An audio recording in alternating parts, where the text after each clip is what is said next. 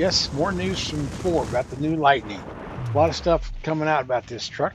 Now we actually have a little more information on how much it's going to cost, when you can buy it, and all that fun stuff. But yeah, it's a very interesting truck. Now we've got extended batteries, so you're going to get a longer life. And it's four-wheel independent suspension. I mean, there's so many cool things coming out with this truck. They probably didn't know that I used to sell trucks. I actually sold trucks for 10 years, and I sold a lot of new Lightnings, the old square body style in the late 90s, and then the bubble type, the rounded ones. But of course, those were gas engines. I even saw one at the proving ground that had ice packs on top of the blower. This is MrTruck.com for truck reviews, trailer reviews, and accessory reviews.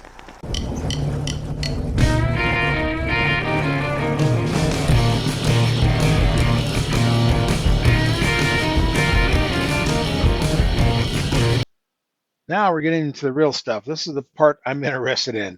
See if what it can do with a 10,000 pound trailer. I mean, I'm sure the power is going to be great. It's going to all these. It's coming down to battery life. What's it going to last? How many miles can we go with a loaded trailer like that? It's going to be interesting, and so we're trying to get more and more data about that. But there's a lot of news coming out about this, about how many reserved lightnings they have coming, and all that. And it's going to be just like everything that Ford's come out with in the last year and a half. It's going to be a very interesting trip just to see how it all turns out. And I'm going to hopefully get all the price and information, everything on my website, mrtruck.com, so we can learn all this stuff. Now here's the Rouge Center. I've been there. It's right on the Detroit River. That's where old Henry Ford made all of his stuff, and he imported everything right to that spot on the Detroit River on barges. I mean, the iron would come in, iron or the glass, whatever they make glass out of it, all come in the sand. Came in on barges, and everything that made that vehicle was produced right on the spot. You didn't ship it in from Canada or anywhere else. And it was very interesting. And this is the Lightning at the plant there, and it looks like they're going to have several facilities to build this at. But let me give you what Ford's saying is happening today on the 4th, that they're announcing anyway. They're calling it full speed ahead. The Ford plan to nearly double the all-electric 150 Lightning production to 150,000 units annually. First wave of reservation holders are invited to get their orders in.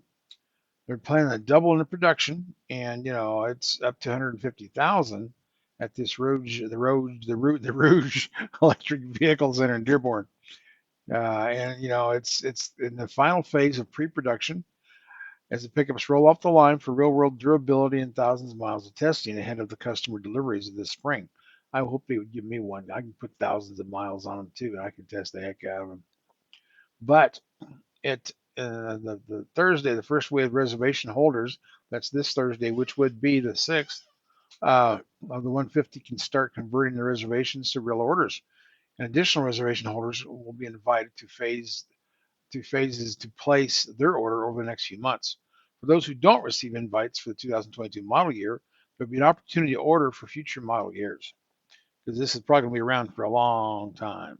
That's how things work out. But they're getting into the more Mustang E's. They're trying to produce more of those. But it's getting closer and closer. They've got 200,000 reservations now, so not even going to be able to fill them all. That's just how it's going to be.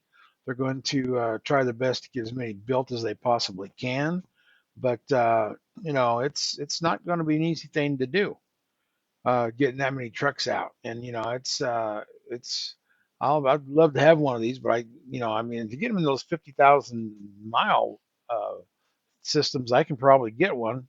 But looky here, now this is also, you can charge your house, charge your truck out of your house, charge your house out of your truck, and then you can also actually charge your Mustang, all the other electric vehicles that Ford has.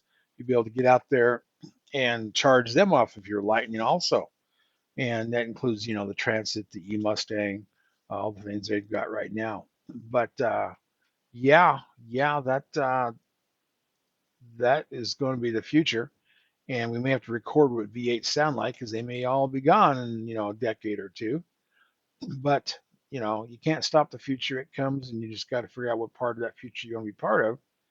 And it's they're planning on investing more than 30 billion in electric vehicles through 2025. And they're hoping to reach the Mustang, get up to 200,000 by the end of 2023. And it's amazing. I wasn't. I'm more interested in hybrids, but this Lightning, they keep coming up with new ways to make it an important truck in the 150. I mean, all the things with the what they call it, the front part, the trunk, and all those other things that are amazing to it that they've already got on other 150s, like the scale. I love the scale idea of weighing your payload and your tongue weight and your adjusting your weight distributing hitch. These are all good safety things that I like, and it's about trailers, so that part really interests me. But anyway, hopefully I'll get some of those numbers up on the website so you can see, what these costs are going to be. And it's coming. The future's coming faster than we thought it would be. But